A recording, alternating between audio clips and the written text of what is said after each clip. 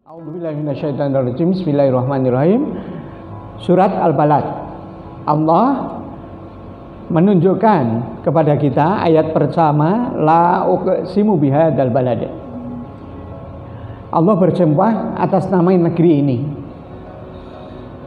Terjemahan apa adanya, aku bersumpah dengan negeri ini. Saya akan tunjukkan bahasa yang berbeda. Allah ingin memberitahu kita bahwa dalam kehidupan kita seakan-akan Allah berbicara kepada kita, hai manusia, dalam kehidupanmu kau akan menghadapi banyak masalah. Masalah yang pertama adalah masalah lingkunganmu, masalah kotamu, masalah negeri tempat kamu tinggal.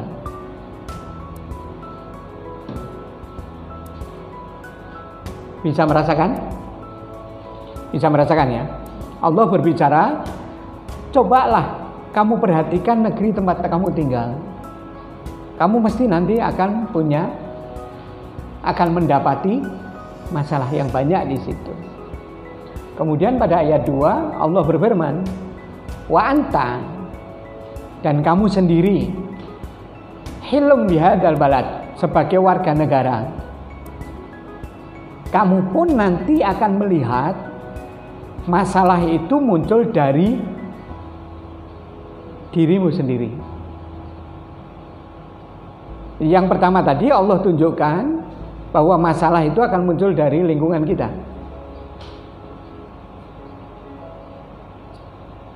Yang kedua, masalah itu adalah anta, kamu sendiri. Akan muncul dari dirimu sendiri ketika kamu menghadapi kehidupan dunia. Kemudian ayat berikutnya, wa walidu wa ma walad. Cobalah perhatikan hubungan antara bapak dan anak, keluarga. Walid yang melahirkan atau bapak, bisa disebut begitu. Walad, anak yang dilahirkan anak. Jadi ada hubungan orang tua dan anak. Ada apa di situ? Ada masalah. Jadi Allah ingin memberitahu kita bahwa kehidupan kita ketika kita diberi hidup oleh Allah, maka kita akan menghadapi masalah yang muncul dari 3 keadaan ini. Yang pertama, masalah itu muncul dari lingkungan kita. Yang kedua, masalah itu muncul dari diri kita. Yang ketiga, masalah itu akan muncul dari adanya hubungan keluarga. Ya, Allah berfirman, laqad khalaqnal insana fi kabad. Bahwa dalam aturan hidup, kalau memang kita ingin menyelesaikan masalah, baik masalah yang muncul di lingkungan kita, masalah yang muncul dari diri kita sendiri karena hidup, dan masalah yang muncul dari hubungan keluarga, Allah memberikan resepnya. Bahwa manusia itu kalau ingin menyelesaikan masalah, Allah sudah buat aturannya. Dia harus kabat. Dia harus mau bersusah payah. Ini resep yang pertama dari Allah. Kita harus mau bersusah payah jika kita ingin menyelesaikan masalah. Baik masalah itu yang muncul di lingkungan kita, pribadi kita, atau keluarga. Allah memberikan modal dasar dari kecil. Orang tua harus mendidik anak. Kita pun bersamaan dengan umur kita, jiwa mau bersusah payah ini, rajin dan tidak malas, jangan sampai hilang. Karena inilah modal dasar untuk menyelesaikan masalah. Kemudian ayat berikutnya Allah berfirman,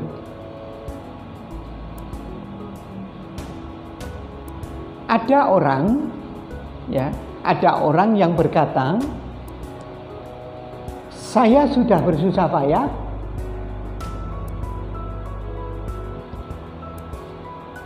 Ada orang berkata, saya sudah berusaha payah, tapi mengapa masalah saya belum selesai? Maka Allah mengingatkan, apa dia kira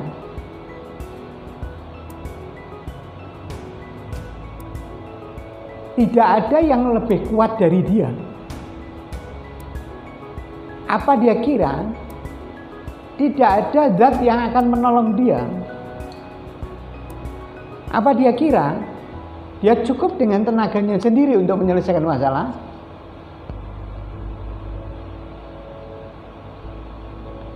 Jadi, bukankah ada kekuatan yang melebihi kita, yang harusnya kita bisa meminta, yaitu kekuatan Allah. Kenapa kerja dengan tenaga sendiri? Kenapa tidak minta bantuan dari Allah? Lanjut ayatnya. Bahkan ada orang yang mengatakan, saya sudah bersusah payah, bahkan saya mengeluarkan uang banyak, mengapa masalahnya belum selesai? Mari kita lanjutkan ayatnya. Kemudian Allah bertanya, ayasabu alam yarahu ahad.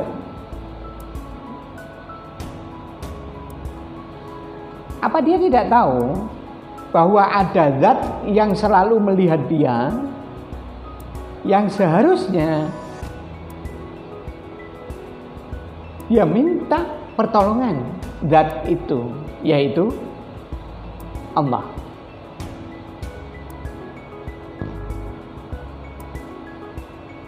Ketika orang itu mengatakan begini, ya saya merasa adanya Allah dan saya tahu Allah membantu saya, maka selain saya bersusah payah pun saya sudah berdoa. Apa yang kurang? Jadi kalau saya ditanya, mengapa kamu tidak meminta bantuan dari Allah? Saya sudah, yaitu lewat doa saya.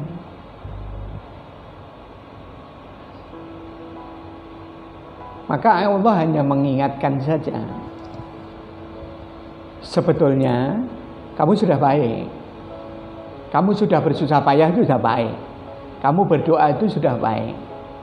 Tapi sebetulnya kamu belum maksimal dalam upaya menyelesaikan masalah. Lah apalagi yang kurang, kata dia. Maka Allah berfirman, alam naj'al lahu ainain. Hendaknya orang-orang yang sudah bersusah payah itu dalam kehidupan, Allah mengingatkan, bukankah Allah sudah berikan sepasang mata? Jadi selain bersusah payah, harusnya dia menggunakan dua matanya untuk banyak membaca, sehingga pengetahuannya dia tentang apa yang dia kerjakan bertambah dalam. Jadi selain orang bersusah payah, dia harus mencari ilmu tentang apa yang dia kerjakan. Tentu akan menjadi lebih baik. Apalagi kemudian Allah menambahi kalimatnya, walisanau wasyafatain. Bukankah selain dua mata saya berikan, kamu juga saya beri lisan wasyafatun. Syafatun itu bibir. Syafataini, syafatani, dua bibir. Bukankah saya berikan kamu dua bibir dan lidah? Buat apa? Bisa kamu digunakan untuk berdiskusi dengan orang lain mengenai hal-hal yang kamu kerjakan.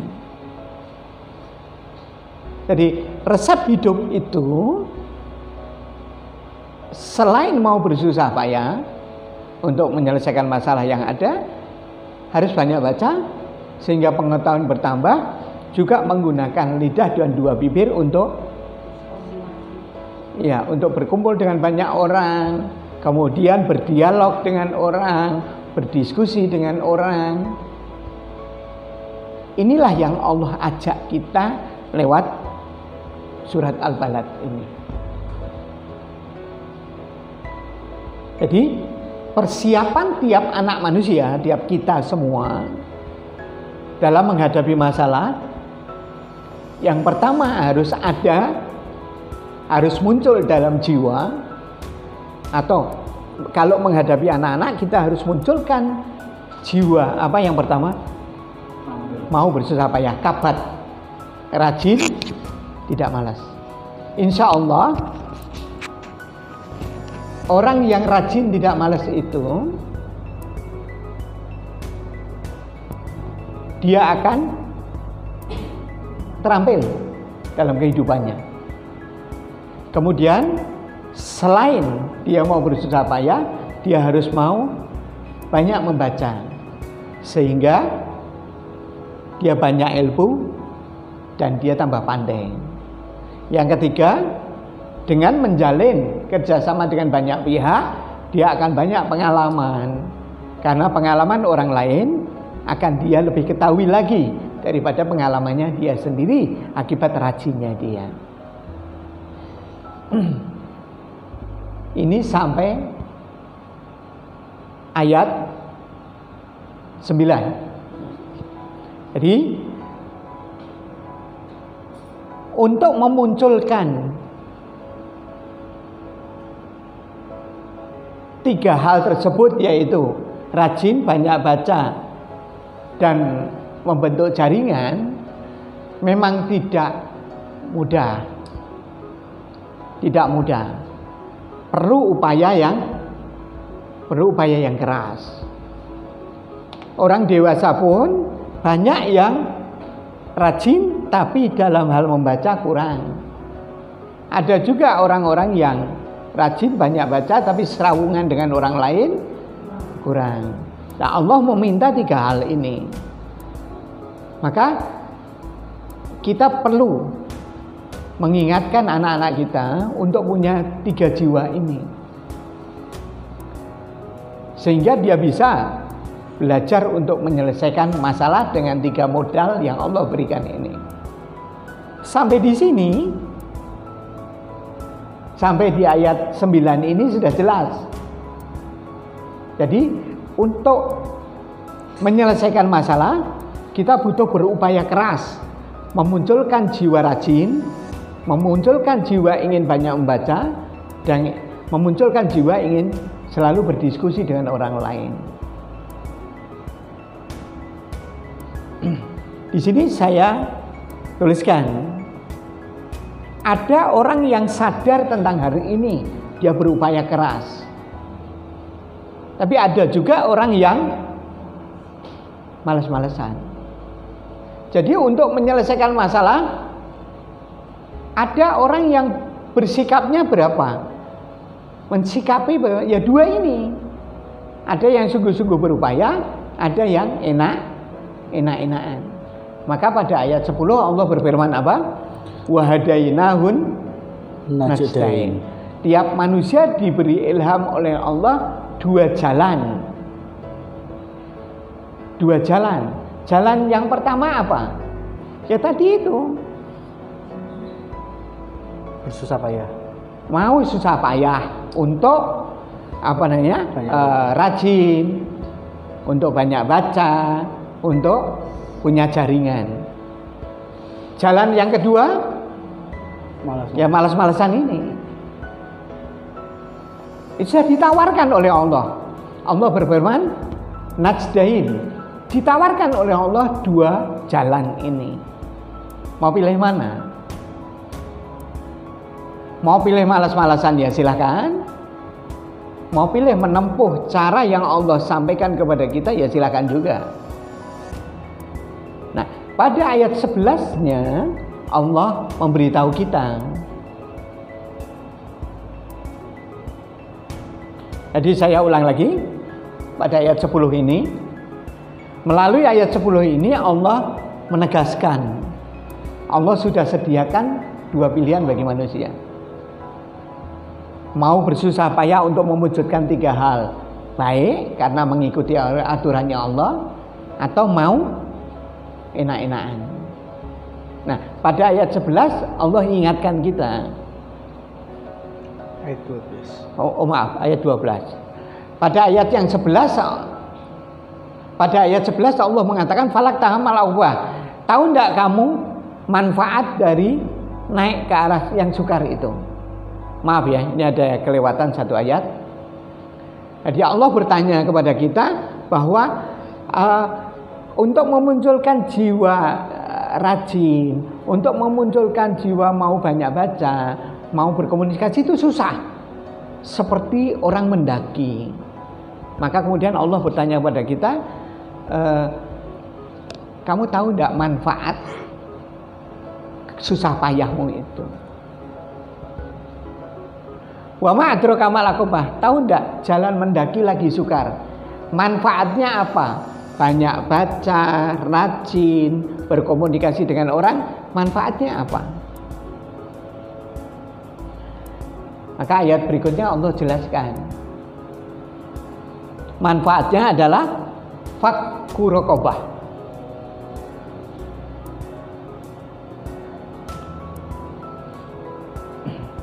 Saya minta maaf, salah satu dari teman-teman ada yang membuka. Saya ulangi lagi. Allah berfirman pada kita di ayat 12 sampai 16, kira-kira manfaat apa kita mau bersusah payah, mau banyak baca dan banyak berkomunikasi dengan orang. Ketika kualitas kita naik, maka kita mampu fakku raqabah, mampu untuk membantu orang yang terikat dengan perbudakan. Ada orang yang tanpa ilmu, dia banyak kerja, kemudian kerja banyak, hasilnya sedikit, dia kebingungan terus karena dia tidak punya ilmu. Kalau kita berada di kualitas atas, insya Allah kita bantu orang ini bisa. Tapi kalau kita sama-sama di bawah, bagaimana mungkin kita bisa bantu? Nah, ketika kita mau 3 hal itu naik, maka kita pun diberitahu oleh Allah, kamu bisa memberikan banyak hal termasuk makanan kepada fi yaumin di masghobah, pada orang-orang yang terjebak dalam kehidupan kalau umpama keadaan kelaparan. Kamu bisa banyak bantu karena kamu punya. Termasuk yatiman da makrobah, anak-anak yatim yang dekat dengan kamu. Kemudian miskinanda matrobah, orang yang miskin sangat fakir sekali bisa dibantu.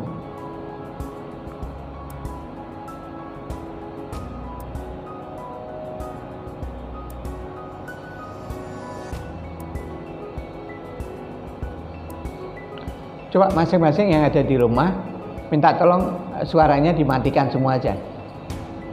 Yang ada di rumah suaranya dimatikan semua juga. Oke, saya teruskan. Jadi ayat 12 dan 16 itu Allah tawarkan kepada kita, ini loh manfaatnya kalau kamu mau rajin, kalau kamu mau banyak baca, kalau kamu mau menjalin komunitas, ini manfaatnya. Saya lanjutkan sedikit. Resep tadi supaya orang bisa menyelesaikan masalah, dia punya kualitas itu. Resep itu diberikan oleh Allah untuk semua manusia, tidak hanya orang muslim. Resep ini berguna untuk siapapun. Allah akan bantu. Mari kita lihat ayat berikutnya. Tapi sebelumnya saya akan mengulang kembali bahwa Allah memberikan kepada kita pilihan. Kita mau kesulitan menghadapi masalah, atau kita akan mau mudah tidak menghadapi masalah di kemudian hari.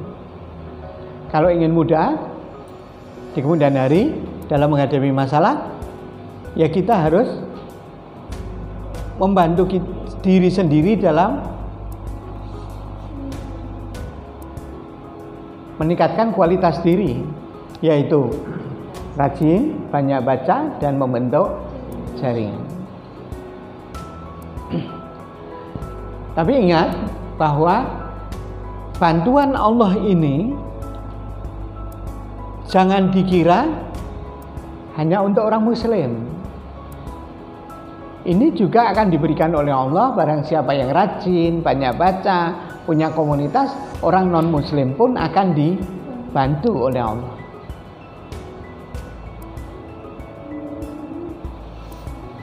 Nah, baru ayat berikutnya Allah berfirman, "Summa kana minal ladzina amanu." Apalagi orang yang rajin tadi, yang banyak baca tadi, yang mau menjalin hubungan tadi, kok jadi orang beriman. Apalagi mau tawasau bis sabr, saling membantu dalam kesabaran dalam menghadapi masalah. Demikian juga saling membantu dalam kasih sayang. Apalagi orang ini mau beriman, apalagi orang ini mau mukmin, maka Allah berfirman apa? Ulaika ashabul maimanah. Sudah rajin, banyak baca, punya komunitas, kok beriman kepada Allah? Dialah ashabul maimanah. Suksesnya tidak hanya di dunia, tapi dia juga akan sukses di akhirat.